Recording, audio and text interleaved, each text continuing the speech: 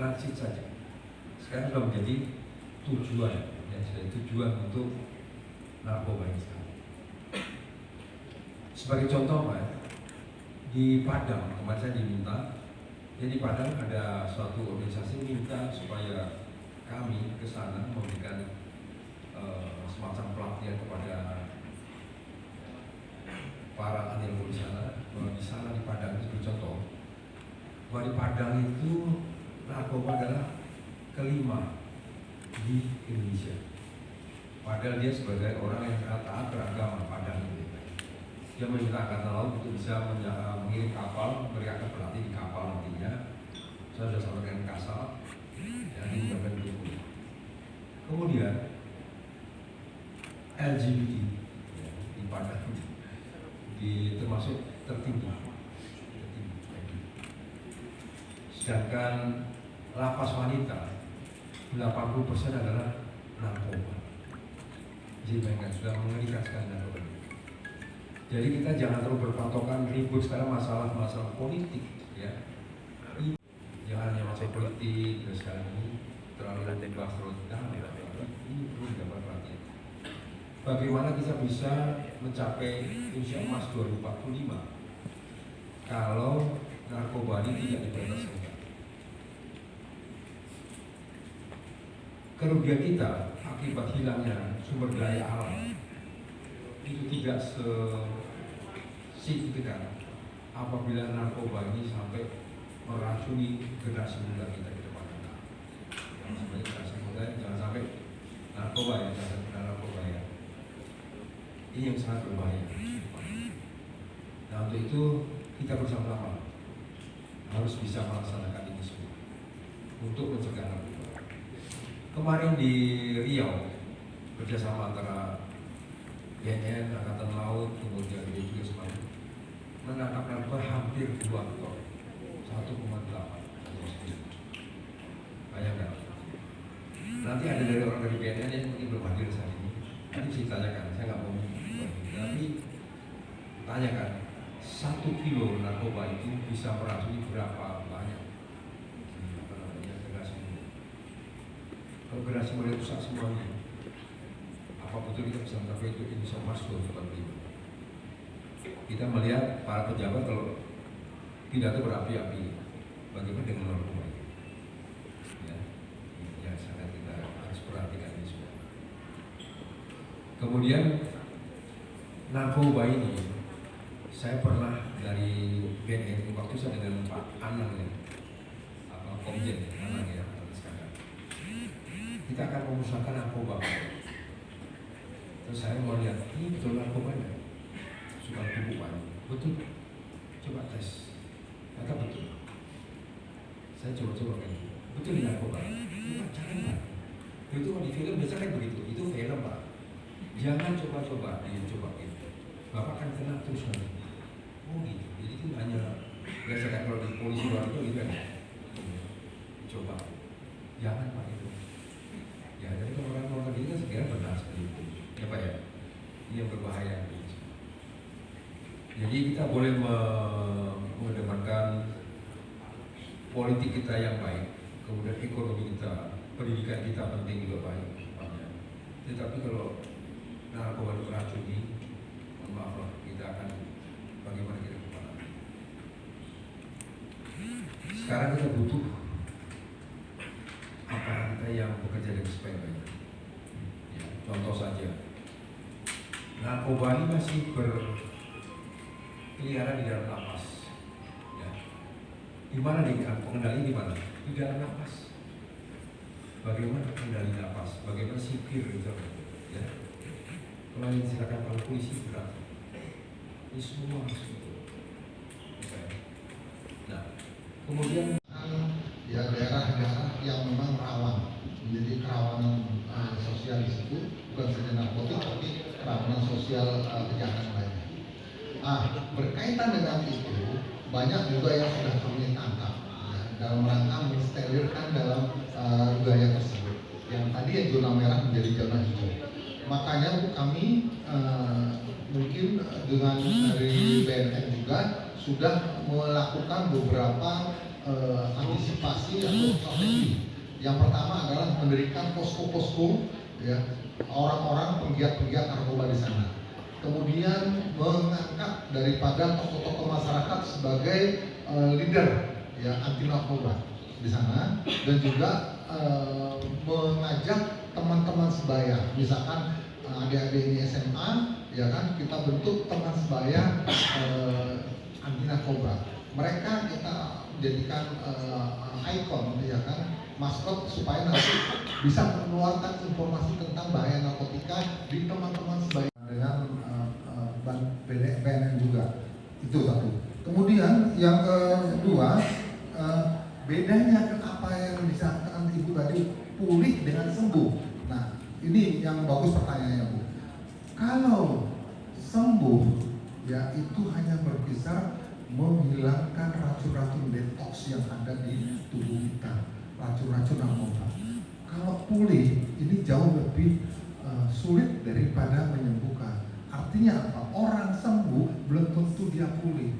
Kalau udah disembuhkan, yang sulitnya adalah sugestinya, Bu. Ini namanya bedanya.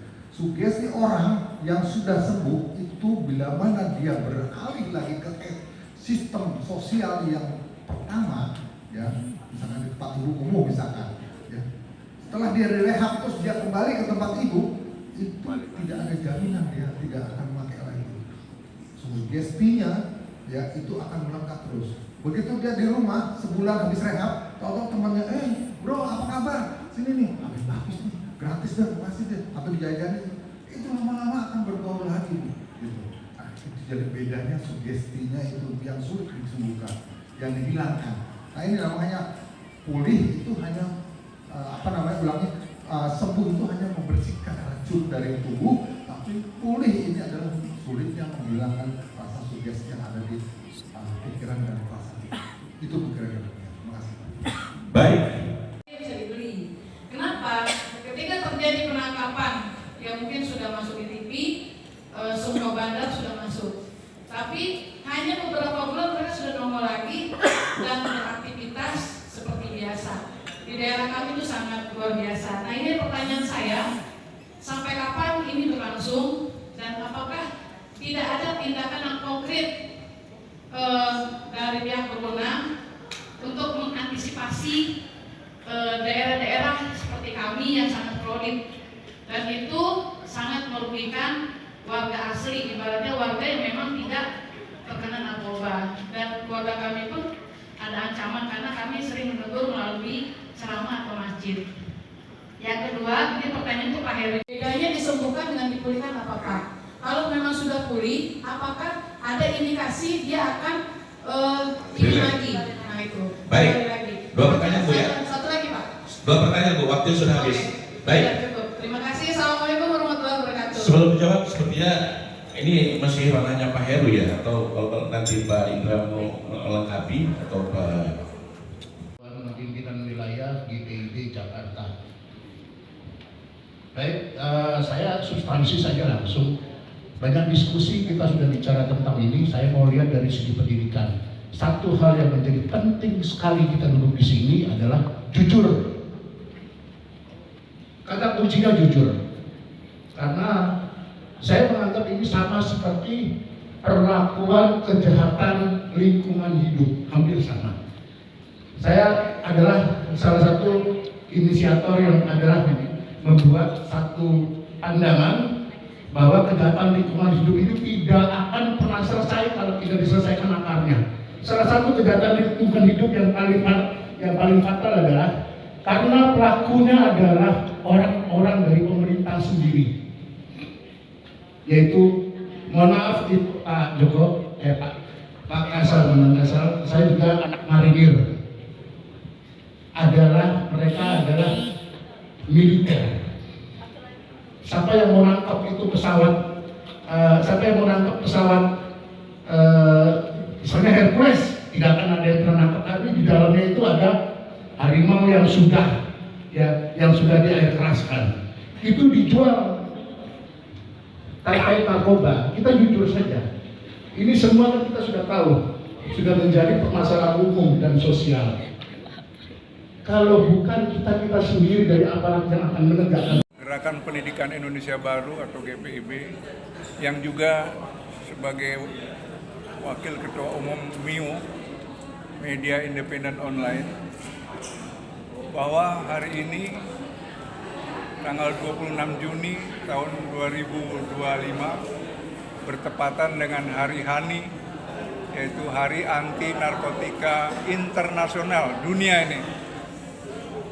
Dalam rangka memperingati Hari HANI itu, kami kerjasama dengan LCW, yaitu Lintas Corruption Watch, dengan Media Independen Online dan MIO, kemudian kami sendiri Gerakan Pendidikan Indonesia Baru sebagai ketua umumnya, dan juga IPJI, Ikatan Penulis dan Jurnalis Indonesia, serta APIKI, Aliansi Perdagangan Ekonomi Kreatif Indonesia. Rencananya setelah seminar akan diadakan yaitu launching buku. Nah, ini sangat menarik, yaitu buku Gerakan Nasional Berantas Narkoba, di mana buku ini juga kerjasama GPIB dengan MIO. Setelah launching buku akan diadakan MOU, Memorandum of Understanding, kerjasama antara 4 ormas tadi, yaitu GPIB, MIO, IPJI, dan APIKI, kerjasama dalam hal pendidikan, ideologi Pancasila, politik, sosial, ekonomi, dan pendidikan dan kesehatan. Sehingga dengan MOU ini akan terus berlangsung tiap tahun, akan mengadakan kegiatan rutin concern terhadap bahaya narkoba. Karena bahaya narkoba ini bagi kami adalah merupakan yaitu proxy war yang mana mengadu domba maupun memakai narkoba, sehingga akan berlanjut sampai Indonesia emas bebas narkoba. Sekian, terima kasih. Bocoran sedikit Pak tentang buku itu. Itu isinya adalah jenis-jenis narkoba, kemudian bahaya narkoba, dan segala sesuatunya tentang narkoba. Sangat menarik. Sekian, terima kasih. Dengan Peter M. Syahaya, Sarjana Ekonomi. Izin Pak, saya Ervan Pak dari Berita 24 juga. Siap. Ini kan ada kegiatan LCW Pak, bekerjasama untuk kolaborasi dengan beberapa. Jadi majalah Lintas Corruption Watch terpanggil untuk menjadi garda terdepan dalam rangka menuju Indonesia emas dan bersinar. Bersinar itu bebas dari narkoba. Nah, sesuai dengan arahan nawacita daripada Bapak Presiden kita Prabowo,